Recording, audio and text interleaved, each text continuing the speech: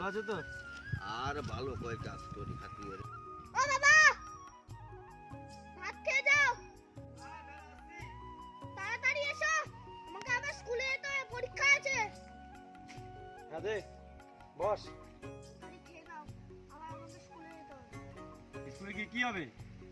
হ্যাঁ, পড়াশোনা করে লাভ আছে? সেটা আমার মতোই খাটতে হবে নাকি? আরে কথাটা তুই কি বললি শঙ্কর?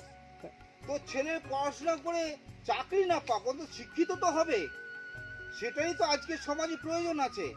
এত টাকা ভর্তি কেন? তাছাড়া পড়াশোনা করে কি হবে? চাকরি বাকরি আছে? না বাবা, আমি চাকরির জন্য যতটা করতে হবে ততটাই করবো। দেখলি শঙ্কর, তোর ছেলেটার মধ্যে সেই কনফিডেন্সটা আছে।